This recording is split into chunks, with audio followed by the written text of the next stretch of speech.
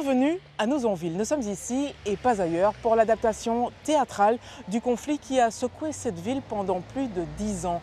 L'affaire Tomé Jeannot est devenue la formule du bonheur, une réflexion philosophique et pédagogique sur ce qui a été un désastre économique et social. À propos de la souffrance, on m'a simplement dit: ici, les gens ne s'affichent pas, ça ne se fait pas. On ne s'affiche pas, ça ne se fait pas. On ne se plaint pas, ça ne se fait pas. C'est comme ça, on n'en parle pas. Ça ne sert à rien. Mais on se parle. Il y a 6 ans, Rainer Sievert, comédien mais aussi l'auteur de la pièce, s'est fait expliquer le naufrage de ce jadis fleuron de l'industrie automobile.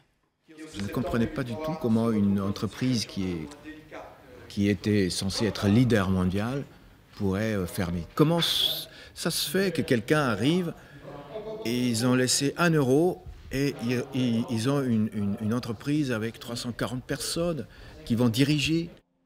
Lui, originaire d'Allemagne, à qui le monde ouvrier est étranger, s'est passionné pour cette région, jusqu'à vouloir connaître les fils qui composent son tissu industriel. Nous allons simplement nous dire ce soir que c'est allé très vite. L'industrialisation, seulement 200 ans, c'est rien. J'ai l'impression qu'il y a quand même des pièces de théâtre sur le monde ouvrier, il y a des choses comme ça, mais pas sur du PME. Je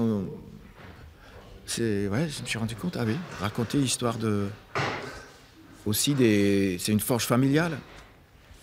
C'est au début des années 2000, d'avoir encore une forge familiale, c'était quasiment mal vu. Tomé Jeannot sera une de ces nombreuses victimes du temps, de la mondialisation, mais surtout de la finance décomplexée et débridée. Un cas d'école, digne d'être raconté, voire même rapporté dans ses moindres détails.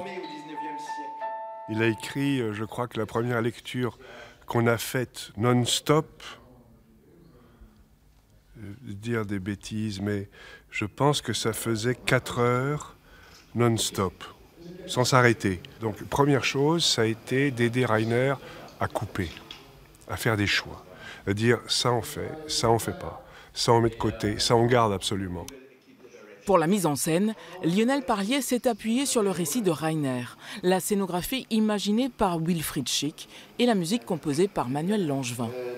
Mon travail a été de faire en sorte d'essayer que tout se mette à bouger et que tout se mette à raconter. C'est-à-dire que ce soit la musique, que ce soit le comédien évidemment, que ce soit la lumière, que ce soit l'espace, le décor, que ce soit qui devienne mobile.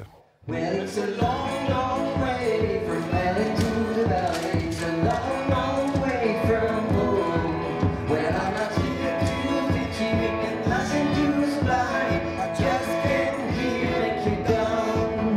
Oh, On a de l'humour en fait dans l'absolu dans cette compagnie et ça nous paraissait pas plausible de traiter ce sujet dans le drame absolu et ne jamais en sortir en fait. On avait cette idée qu'effectivement, on pouvait assez facilement, avec la musique, détourner les choses, détourner les événements et rendre, voire complètement absurde, certaines choses qu'on pouvait traiter au premier degré sur le plateau avec l'acteur et avec la musique habiller ça de façon complètement aberrante. Quitte à endosser la veste du repreneur américain, un prédateur qui ne dit pas son nom, mais qui a déjà dans l'idée de se jouer de la crédulité comme du savoir-faire des Tomé Jeannot. Nous avons une chance exceptionnelle de faire de Tomé Jeannot une société solide et pleine de réussite. Je vous demande votre aide et votre soutien pour créer un environnement, une atmosphère de travail basée sur la confiance, l'honnêteté et le respect mutuel. Mon travail, du coup, les dernières 6 ans, c'était là-dessus. Qu'est-ce qu'on fait avec eux? Qu'est-ce qu'on fait avec eux? Et aujourd'hui, que tout devient commercial comme ça, que c'est normal pour eux. Peut-être ils pensent même avoir bien fait, avoir retiré tout l'argent pour l'amener aux États-Unis. Peut-être ils pensaient que de toute façon, ce serait fermé dans 2 ans, donc on sort les liquidités. Commercialement, ils étaient peut-être au top. C'est des gens, c'est des faits d'armes pour eux. Je pense vraiment. Je voudrais vous présenter Madame Catherine Ziegfeld, votre nouvelle administrateur. Avec un cynisme à peine déguisé, Rainer Sievert s'autorise quelques parallèles. Ils ne manqueront pas de faire sourire. Après tout, C'est un peu ainsi qu'on les considère ici. Et Monsieur Alexandre Bey, votre nouveau directeur administratif et financier.